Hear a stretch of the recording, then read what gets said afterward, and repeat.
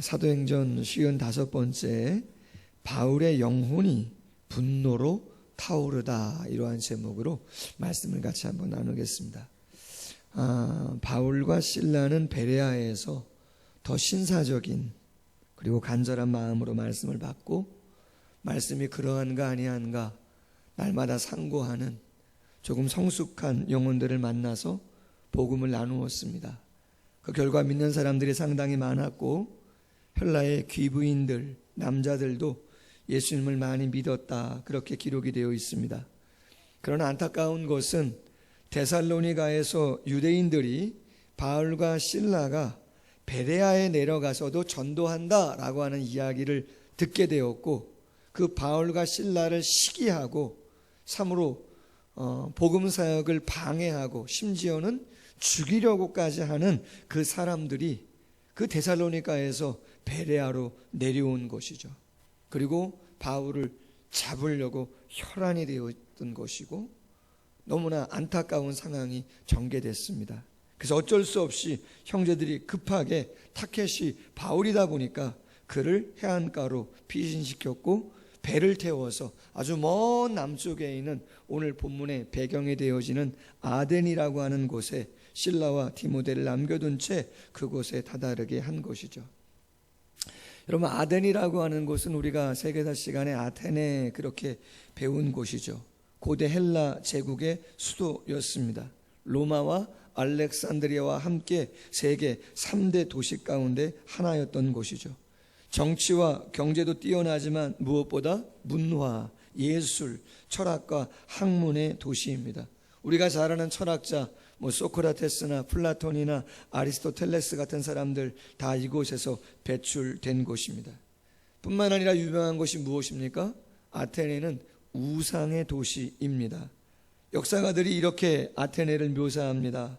아덴에 있는 우상의 수는 헬라 전 지역에 있는 우상의 수보다도 더 많다, 그렇게 표현을 했습니다. 심지어는 이렇게 말합니다.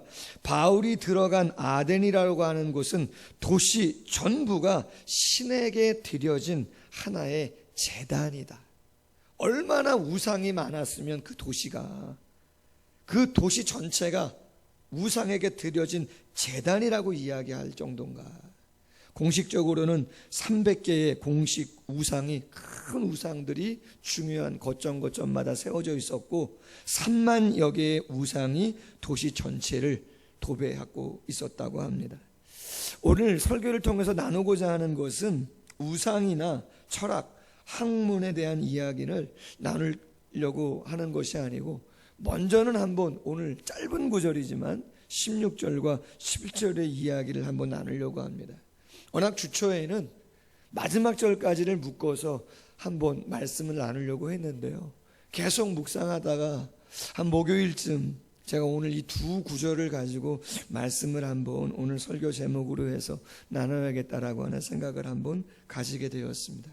여러분, 오늘 말씀 잘 한번 읽어보세요. 16절과 17절 다시 보십시다. 바울이 아덴에서 그들, 디모데죠, 실라죠, 그들을 기다리다가 그 성에 우상이 가득한 것을 보고 마음에 격분하여 회당에서는 유대인과 경건한 사람들과 또 당토에서는 날마다 만나는 사람들과 변론을 했다는 것이죠. 설명드린 것처럼 쫓기는 상황이었습니다. 타켓이 바울이었습니다. 지명 수배를 받고 있는 것이죠. 그래서 혼자 아덴에 오게 된 거예요. 믿음의 아들 디모데나 동역자 실라를 기다리고 있는 상황이죠. 근데 여러분, 참 바울도 대단해요. 본인이 드러나면 안 되는 거잖아요. 지명수배 받았으니까. 그리고 320km나 배를 타고 내려왔으니까 얼마나 피곤해요. 그리고 지금 곁에는 아무도 없잖아요. 동역자들이.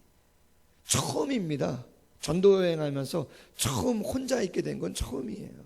그러면 좀 기다려도 되는 것이고, 피곤해 지쳤으면 좀 쉬어도 되는 것이고, 또 우상이 그렇게 많고 위압감이 들면은요 두려울 수도 있는데, 참 바울도 대단하죠. 그 도시가 어떤 곳인가를 한번 둘러본 거예요. 그런데 가는 곳마다 우상이 꽉 차 있는 거죠. 바울이 격분했다. 분노가 일어났다. 화를 냈다는 거예요. 근데 여러분, 제가 왜 이 말씀을 다시 한번 나누고자 하냐면 이런 거예요. 원문을 직역하면 격분했다라고 하는 이 표현은 이렇게 해석할 수가 있어요. 그의 속에 있는 그의 영이 분노로 타오르고 있었다, 이런 뜻이에요. 그의 영이 분노로 타오르고 있었다. 킹 제임스 버전을 보면 이렇게 되어 있습니다. 그의 영이 그 안에서 자극되었다. NASB라고 하는 성경은 그의 영이 그 내면에서 분노하고 있었다. 바울의 거듭난 영혼이 분노로 타오르고 있었다는 거예요. 여러분, 혹시 화를 잘 내세요? 여러분, 우리나라만 있는 병이 있잖아요. 다른 나라에는 그 병이 없다는데 어떻게 이렇게 잘 아세요? 진짜인지 아닌지는 몰라요. 제가 잠깐 검색해 봤더니 진짜라고 하는 것 같긴 같은데 정확하진 않아요. 다른 나라에는 없는데 우리나라에만 화병이 있답니다. 울분이 있는 것이죠. 뭐 역사 가운데 많은 일들로 인해서 그런 것 같기도 한데, 근데 지금 바울이 격분한, 분노하고 있는 이 화는 인간적이고 세속적인 의미의 화가 아니죠. 내 뜻대로 되지 않는다고 해서 화를 내고 있는 게 아니에요. 고집 부리고 있는 게 아니라는 그런 이야기예요. 이 격분은 영적인 거예요. 거듭난 영혼의 분노고 신앙적인 분노다라고 하는 것이죠. 여러분, 우리가 자녀들에게 가끔 화를 내죠. 근데 왜 화를 내요? 뭐 말을 잘 들으면 화를 내겠어요? 화 안 내요. 근데 여러분 생각해 보세요. 옆집 애가, 위층 애가, 아니면 나하고 관계 없는 애가 뭐 좀 잘못했다고 쳐요. 여러분, 그렇게 많이 화를 내거나 역적을 내거나 마음에 안타까워하거나 아쉬워하거나 막 그러세요? 아니에요. 구약 성경에 하나님이 노를 바라시는 장면이 많이 나와요. 예수님도 사역을 하면서 참으로 어떻게 예수님이 저런 표현들을 하실까라고 하는 참으로 쉽지 아니한 표현들 많이 있어요. 뭐 독사의 자식들아, 회칠한 무덤아, 뭐 많은 이야기들이 있어요. 그럼 예수님이나 하나님께서 왜 그렇게 경노하시는 거예요? 이유는 하나죠. 사랑하는데, 당신 마음은 간절한데 구약의 이스라엘 백성들이 그 말씀을 귀담아 듣지 않는 거죠. 답은 분명한 것인데, 당신은 복을 주고 싶고 사랑을 나누고 싶고 함께하고 싶은데 이스라엘 백성들이 전혀 반응을 하지 않고 오히려 우상의 길을 걸어가다 보니까 마음이 답답한 것이죠. 그래서 징계하시고 채찍을 대시는 부분들이 거의 성경을 도배하고 있는 것이죠. 여러분, 혹시 오늘 본문 말씀을 묵상하면서 이렇게 생각하시는 분들 계실 수 있어요. 아이, 바울이니까 당연히 그런 반응을 보인 거 아닌가. 아니, 선교하러 간 거니까 당연히 그런 거지. 아니, 사도가 복음을 전하는 건 당연한 것이고 우상 보면 마음 아파하는 건 당연한 건데 목사님 왜 굳이 뭐 이 말씀을 그렇게 강조하시나. 여러분, 그렇게 생각할 수도 있지만 우리가 말씀을 묵상하면서 대하게 되는 내용들이 뭐예요? 바울도 그렇고 엘리야도 그렇고 우리와 똑같은 성정을 가진 사람이라 이야기해요. 여러분, 단기 선교를 갔다 오셨는지 모르겠어요. 꼭 선교가 아니고 여름 선교학교, 수련회, 어떤 교회의 사역, 어떤 영적인 일, 여러분들이 헌신하다 보면 가끔은 지칠 때가 있어요, 없어요? 지칠 때 있어요. 나만 일하는 것 같을 때 있어요, 없어요? 다른 사람 다 일하지 않는 것 같은데 염려도 안 하고 걱정도 안 하고 고민도 안 하는 것 같은데 나만 괜히 힘쓰고 나만 괜히 나와 있는 것 같고 뭐 이런 거 있어요, 없어요? 있으시잖아요. 지금 바울 혼자라니까요. 주위에 아무도 없어요. 계속해서 핍박하고 매맞고 옥에 갇히고 풀려나고 또 소동이 일어나고 피신하고 밤에 내려오고 배 타고, 여러분 그 정도면요 좀 쉬어도 되는 거예요. 기다려도 되는 거예요. 더군다나 아테네 아니에요. 다 우상을 섬기는, 눌려있을 거 아니에요. 그 정도면 잠깐 쉬고 기다렸다가 고민 좀 하고 어떻게 할까, 그리고 나서 무엇인가 액션을 취해도 되는데, 오늘 본문은 그렇게 되어 있지 않아요. 그 모습을 보자마자 바울의 마음에 격분, 영적인 거듭난 영혼의 분노가 타오르고 있었다는 것이죠. 여러분, 예수님께서 이런 말씀 하셨잖아요. 마태복음 11장에서 이 세대를 어떻게 비유할까? 피리를 불어도 춤추지 않고 슬피 울어도 가슴을 치지 아니하는 그러한 세대가 이 세대가 아닌가라고 하는 것이죠. 무슨 이야기예요? 이 세대는 서로에게 정말 무관심한 세대다라고 하는 거죠. 필요 이상으로 참견하는 것은 서로에 대한 프라이버시를 침해하는 거기 때문에 에티켓이 아닐 수도 있죠. 그러나 여기서 이야기하는 건, 지금 말씀 나누고자 하는 건 그런 이야기가 아니잖아요. 할렐루야. 너무 서로에게 무관심해요. 내 삶에 영향이 조금이라도 미치지 않는다면 관심도 없다는 것이죠. 저는 오늘 말씀을 묵상하면서 우리의 삶과 마음을 한번 점검해 보고 싶은 거예요. 과연 우리는 무엇에 관심을 갖고 무엇에 안타까워하는가? 무엇에 정말 분노하는가? 우리의 거듭난 영혼은 무엇에 타오르고 있는가라고 하는 것이죠. 여름 뜨거운 7월 어느 날 일어났던 실화입니다. 미국의 코네티컷주라고 하는 곳에 스탠퍼드시라고 하는 곳이 있는데, 하루는 소방대원들이 차 주인의 격렬한 반대에도 불구하고 차에 갇혀있는 2살 된 아기를 구하기 위해서 차창을 부셔야 하는 일이 있었다 하는 것이죠. 엄마가 아기와 차 열쇠를 차 안에 두고 그냥 차를 잠궈버린 거죠. 근데 어린 2살 난 아들은 벌써 20분 이상 찜통 같은 날씨 가운데 차에서 갇혀가지고 고통스러워하고 있는 거예요. 소방대원들은 빨리 차 유리를 깨가지고 창을 깨고 아이를 꺼내려고 하는데, 지금 누가 반대한다고요? 그 아이의 엄마, 그 차의 주인이 소방대원들에게 말하는 거예요. 내가 빨리 집에 가서 차 열쇠 갖고 올 거니까 제발 이 차 유리창만은 깨지 말아달라.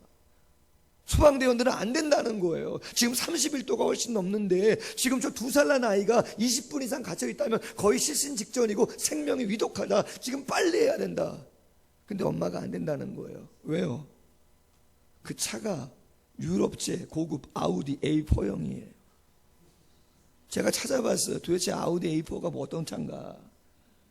4,500만 원이랍니다. 4,500만 원. 그 이상도 있더라고요. 소방대원들이 도저히 안 되겠어서 유리창을 깼어요. 그리고 아이를 끝냈습니다. 그리고 그 엄마는 후에 이러한 죄가 있어요.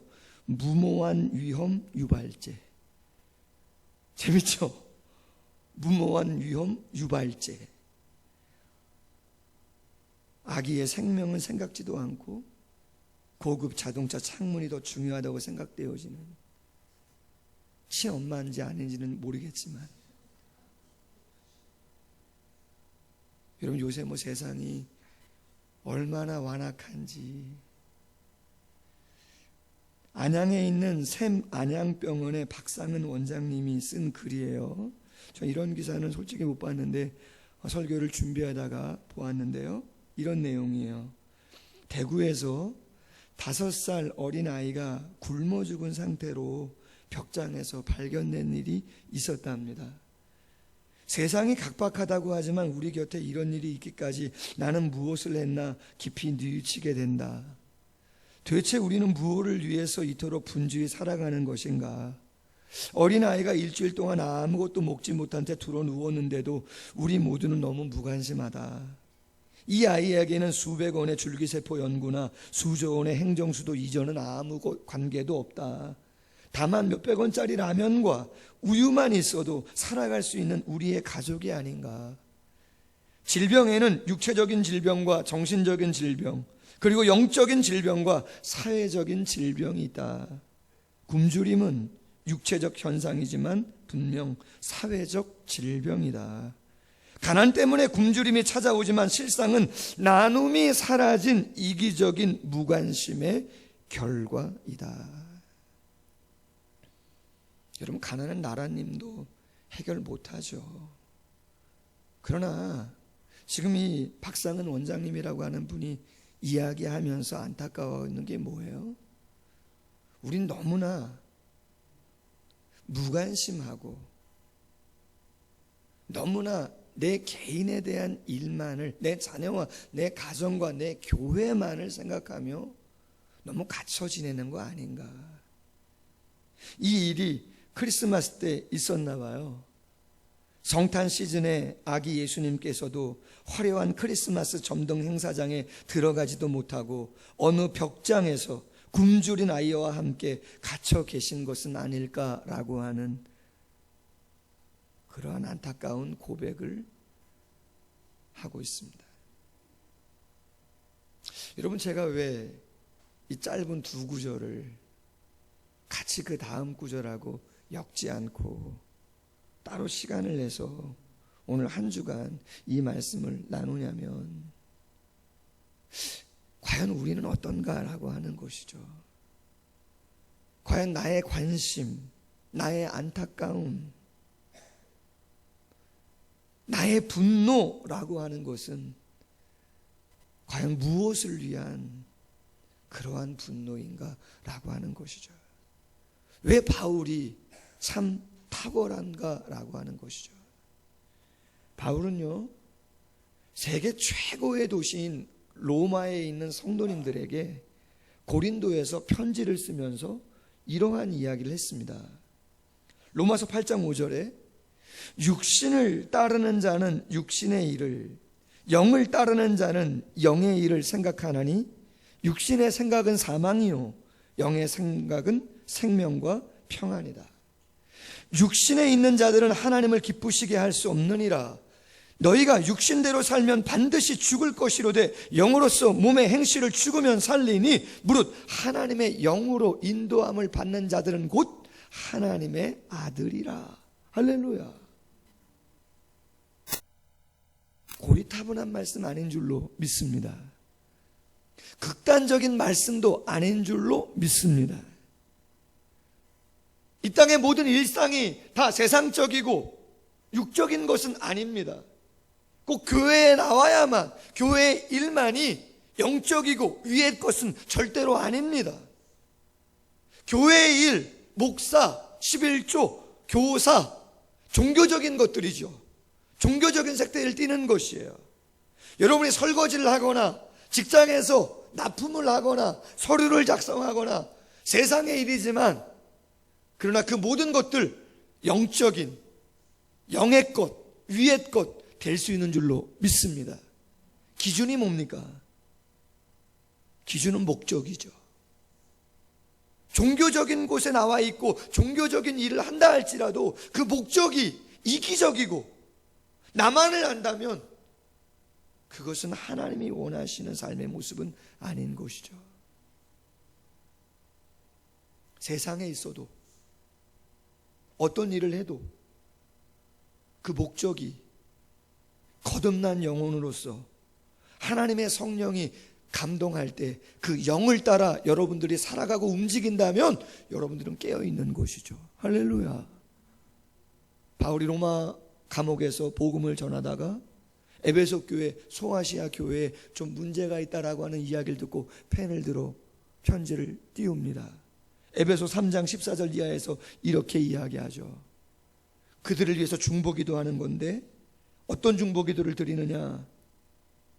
내가 무릎을 꿇고 비노니 성령으로 말미암아 너희 속사람을 능력으로 강건하게 하시고 그리스도께서 너희 마음에 계시게 하시고 넘치는 그리스도의 사랑을 알고 하나님의 모든 충만하신 것으로 너희에게 충만하시기를 원한다. 할렐루야. 여러분, 바울의 기도의 핵심이 뭐예요? 우리의 속사람이 강해지는 거예요. 아멘. 우리의 속사람이 성령 그리스도의 사랑으로 충만하기를 원하는 것이죠. 할렐루야. 교회가 교회의 역할을 감당할 수 있기 위해서는 이 바울의 타오르는 거듭난 그 영혼을 향한 그 간절함이 있을 때 우리는 모든 것들을 감당할 수 있는 줄로 믿습니다. 여러분, 냉소적이다라고 하는 표현을 아시죠? 쌀쌀한 태도로 업신여겨 비웃는다는 거예요. 상대방이 무엇인가를 열심히 설명하거나 이야기를 할 때 그 사람의 말을 들은 척 많은 척 시큰둥하면서 무시하고 아무런 감정이 없이 차갑게 웃는 것을 냉소적이다, 그렇게 표현한다는 거죠. 제 자신, 우리 모두가 하나님의 말씀에 냉소적이지 않기를 원합니다. 교회가 그 무엇인가를 하자라고 이야기하고 광고하고 권면하고 애쓰고자 나아가자 할 때 모르겠습니다. 제가 당연히 포기해서 그런지 모르겠지만 결국은 20%의 일꾼들이 교회에 일하는 거 아닌가? 파레토의 법칙이라고. 열심당 20%가 모든 것들을 끌고 가는 거 아닌가? 사회도 그렇고 모든 것도 그런 거 아니냐? 그러나 여러분, 저는 그렇게 포기하고 싶은 마음이 없어요. 할렐루야. 전 그렇게 포기하고 싶지가 않더라고, 이상하게. 중직자가 됐든 새가족이 됐든 포기하고 싶은 마음이 별로 없어요. 그래서 너무 부담을 드리지 않는다면 전화라도 한 번, 몇 주에 한 번씩 하고, 기도회가 있으면 기도회 있다고 이야기하고, 전도가 있으면 전도가 있다고 이야기하고, 큐티가 필요하면 큐티 하시라고 권면하고 애쓰라고 하는 거죠. 여러분, 바울은 그의 마음에 거하시는 성령의 감동에 민감했던 사람이죠. 바울은 에베소 교회인들에게 이렇게 권면합니다. 에베소서 5장 16절 이하 너무나 잘하는 말씀이죠. 세월을 아껴라, 때가 악하다. 그러므로 어리석은 자가 되지 말고 오직 주의 뜻이 무엇인지 이해하라. 술 취하지 말라. 이는 방탕한 것이니 오직 성령으로 충만함을 받으라. 아멘. 성령의 충만함은 세 가지 의미가 있다고 그랬어요. 성령의 충만을 받으라 라고 하는 이 받으라라고 하는 동사는 세 가지 의미가 있는데, 첫 번째는 명령형 동사라 그랬어요. 받아도 되고 안 받아도 되고 선택사항이 아니에요. 충만을 받아야 되는 거예요. 두 번째, 단수가 아니고 복수형 동사라고 말씀드렸어요. 여러분, 우리 모두 다 지체입니다. 할렐루야. 예수님이 머리고 지체라는 거예요. 여러분, 가정을 생각해 보세요. 가장이 됐든 엄마가 됐든 자녀가 됐든 전 제일 겁나는 게 저희 사모가 어디 부러지거나 아프면은요, 그냥 집은 다 올스톱이더라고요. 제가 아픈 거는 괜찮고 애들이 아픈 것도 마음은 아프지만 사모가 아프면은요, 집이 어떻게 돼요? 그냥 올스톱이더라고요. 식사 격정부터 뭐 여러 가지 불편하고 힘들죠. 여러분, 교회는 어떤 것 같으세요? 교회. 여러분, 교회도 마찬가지예요. 육신적으로 아프신 분 계시면 마음 쓰이는 건 당연한 것이고요. 기도하는 건 당연한 것이요. 근데 교회는 몸 아픈 분들만 모이고 뭐 어떻게 하는 게 아니잖아요. 제일 중요한 게 뭐예요? 그렇죠. 영혼이죠. 영적인 상태죠. 성령의 충만을 받으라라고 하는 그 받으라라고 하는 동사는 복수형이라고요. 담임 목사만 충만하면 안 된다는 거예요. 중직자만 충만해서는 안 된다는 얘기고 모두가 다 충만해야 된다는 얘기예요. 할렐루야. 왜요? 오늘도 기간 부서 장들 회의가 있잖아요. 운영위원회가 있잖아요. 교사회의가 있잖아요. 전도회 원례가 있잖아요. 의견을 발표해요. 이렇게 했어, 저렇게 하자 다 얘기해요. 여러분 목사 마음대로 다 되는 겁니까? 아니잖아요. 회원 한 사람, 교사 한 분, 한 분 한 분이 성령에 충만해야 그 공동체가 건강하게 유지되는 줄로 믿습니다. 한국교회? 어느 큰 교회 하나? 아니면 작은 교회 하나? 당연히 교회가 잘해야죠. 그러나 왜 어려워요? 다 충만해야 되는데. 할렐루야. 아멘? 다 충만해야죠. 그럼 여러분, 이 주위에 있는 교회들요, 기도 많이 해 주십시오. 아멘. 기도 많이 해 주십시오. 교회가 있다가 사라지면 어떻게 되겠어요? 죄송합니다. 그렇게까지는 표현하고 싶지 않은데 누구에게 누가 되겠어요? 하나님께 누가 되죠? 여러분 농협이 있어요. 삼가정 농협. 거기 조금 옆에 제가 한 3, 4년 정도 전에만 해도 개척 초기에만 해도 있던 교회가 있었어요. 있던 교회가 지하에 세 글자 교회예요. 근데 4년 전에 없어졌어요. 지금 거기 뭐 생겼는지 아세요? 노래방 생겼어요. 노래방. 거기 지날 때마다 마음이 아프고 속상하고 얼마나 애쓰다가 그랬을까. 그 자리에 교회가 있었던 걸 알 텐데 7년 정도밖에 안 됐지만 이 지역에 교회 없어진 교회 꽤 있습니다.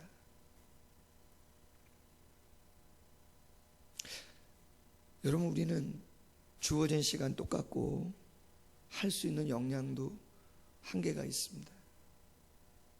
그러나 바울은 좀 남다른 게 있는데 그 남다른 것이 거듭난 영혼에 성령께서 말씀하시는 그 말씀에 참 민감해요. 그래서 하나님이 원하시는 것이 무엇인가라고 하는 생각 속에서 그러한 모습대로 되지 않는다면 격분해요. 분노해요. 그건 개인의 감정이나 이익과는 전혀 관계가 없는 것이에요. 바라긴 우리의 여름 사역이 우리 교회의 사역들과 앞으로의 모습이 발과 같은 그러한 마음으로 서로를 돌아보고 함께 할 수 있길 소원합니다. 마지막 짧은 이야기 하나 하고 아주 소소한 일상의 이야기인데 하나 나누고 말씀을 맺겠습니다. 캐시 콕시라고 하는 분의 간증입니다. 내가 간호학 수업을 시작한 지 2달 남짓되었을 때 수업 시간에 퀴즈 시험을 보게 되었다. 나는 세심한 학생이었는데 시험지를 대강 훑어보고는 웃음을 짓지 않을 수가 없었다. 왜냐하면 마지막 문제가 우리 학교에서 청소하는 그 여자의 이름은 무엇이냐는 것이었기 때문이다. 간호학과 학생이 2달 정도 학교 공부하고 선생님이 시험을 냈는데 제일 마지막 문제에 시험 문제가 뭐가 나왔다고요? 우리 학교에서 청소하는 그분의 이름이 뭐냐? 그게 시험 문제로 나왔단 말이에요. 왜냐하면 마지막 문제가 우리 학교에서 청소하는 그 여자의 이름이 무엇인가 하는 것이기 때문이었다. 이것은 틀림없이 학생들에게 웃음을 주는 것이었다. 나는 청소하는 그 여자분 여러 번 본 적이 있다. 키가 크고 검은 머리였으며 나이는 50대 정도였던 것 같다. 그러나 내가 그녀의 이름을 어떻게 알 수가 있겠는가? 나는 마지막 문제를 답할 수가 없었고 그 문제는 공란으로 해서 답안지를 제출했다. 수업이 끝나기 전 한 학생이 마지막 문제가 퀴즈 점수에 포함되는지를 물었다. 당연하겠죠. 그러자 교수님은 당연히 그렇다고 대답하시면서 이렇게 말씀하셨다. 여러분은 앞으로 많은 사람을 만나게 될 것입니다. 모든 사람은 다 중요한 사람입니다. 단지 여러분들이 할 수 있는 것은 미소를 짓고 인사하는 정도일지라도 그들은 모두 여러분의 관심과 돌봄을 받을 가치가 있는 사람들입니다. 나는 이 교훈을 결코 잊을 수가 없다. 후에 나는 우리 학교에서 청소하는 그 여자의 이름이 도로시라는 것을 알게 되었다. 그리고 성경 구절을 하나 썼어요. 요한복음 10장 3절, 그가 목자가 자기 양의 이름을 각각 불러 인도하여 내느니라. 누군가에게 이름을 묻는 것은, 누군가의 이름을 안다는 것은 그 사람과 진정한 사랑을 시작한다는 의미인 것이다. 할렐루야. 여러분 옆집에 있는 분 이름을 한번 따뜻하게 불러주세요. 한번 관심을 가져주세요. 아파할 일 있으면 같이 한번 아파해 주시고, 격려할 일 있으면 한번 격려를 해 주십시오. 아멘. 목사인 저도 잠언서에 있는 말씀처럼 너의 양떼와 너의 소떼에 네 마음을 두어라. 그게 가장 온전한 목자의 모습이다. 양과 목자는 나별로 두고 자기 좋은 곳 다니는 사람 어떻게 좋은 목자라고 할 수 있겠는가? 바울 왜 격분한 거예요? 왜 분노한 거예요? 왜 만나는 사람마다 피곤에 지쳐 있고 홀로 외로이 있고 그 수많은 세상의 세력들이 억압하는 상황인데도 왜 그렇게 난리를 치는 겁니까? 그것은 거듭난 영혼에 감동을 주시는 성령을 거부하거나 외면할 수 없고 냉소적으로 대할 수 없어서 그는 본인이 할 수 있는 최선을 다한 것인 줄로 믿습니다. 여러분, 주님의 일이라면 교회 일이든 그것이 목적이 주를 위해서 하는 것이로 세상에 있든 최선을 다해서 애씀으로 이 시대, 무관심의 시대에 여러분이 있는 곳에 따뜻함이 전해지고 하나님의 나라가 이루어지는 역사가 있기를 주님의 이름으로 소원합니다.